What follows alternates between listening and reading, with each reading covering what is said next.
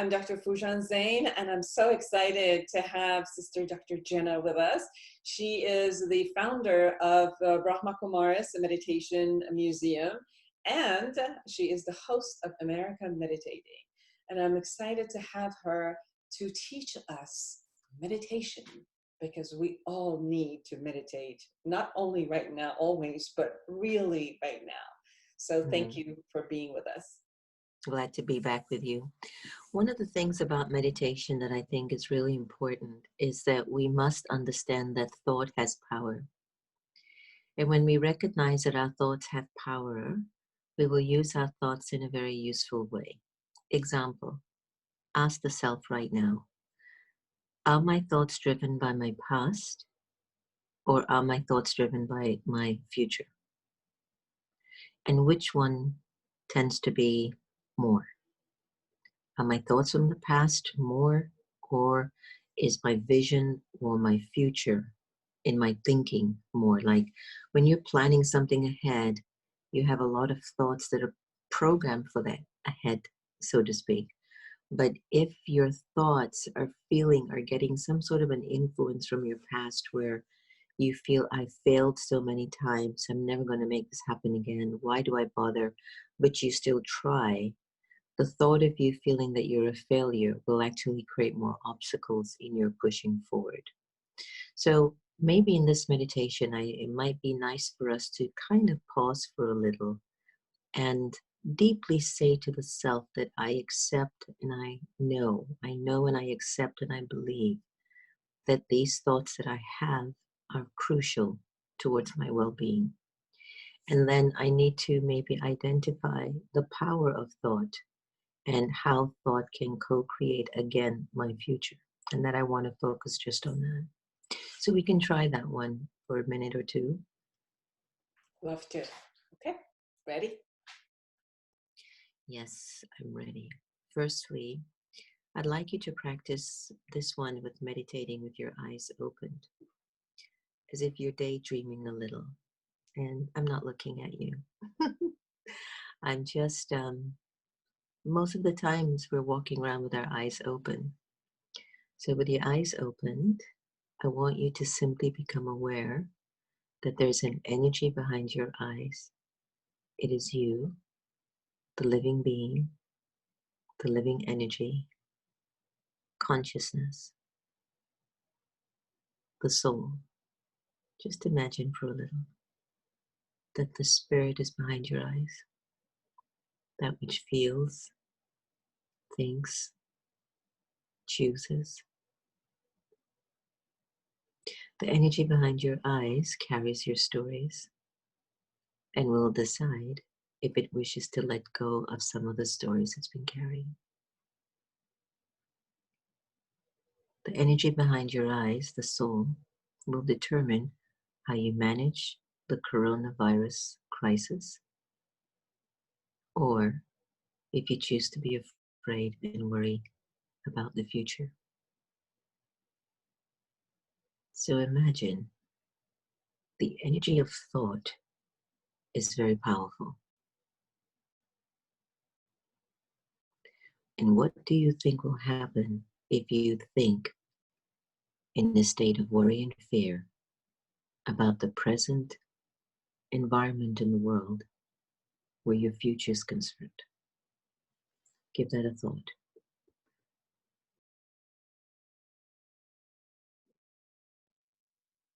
That thought will create an energy that will bring worry and fear into your future.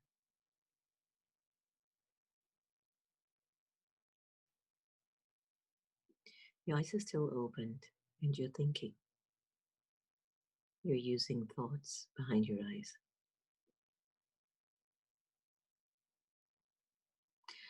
Now, what if you choose to look at the coronavirus as an opportunity for you to get to know yourself better,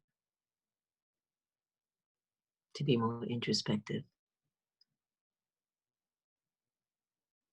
to try to decode if the thoughts that flow through your mind on a day-to-day basis, if they have merit or purpose or meaning to you. It's meditation. It's like you're taking time to pay attention to the world behind your eyes. There's nothing wrong with that. So let's choose the thought of seeing the coronavirus time and crisis as a moment. So now I'd like you to actually look at this particular time of the coronavirus and ask, have I been taking care of myself? Inside of me, is there the virus of anger, greed, attachment, or fear? They're all thoughts. And you look back at your life and see, what have you been doing with your thought energy up until this moment? What has it served? Be honest with yourself. That's how you'll be set free. Take a few moments and ponder on that.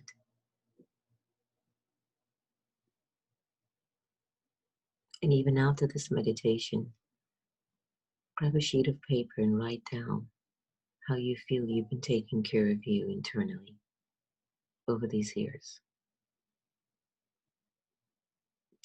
Because the reality is, the natural nature of you, the living being, is an energy of great potential and power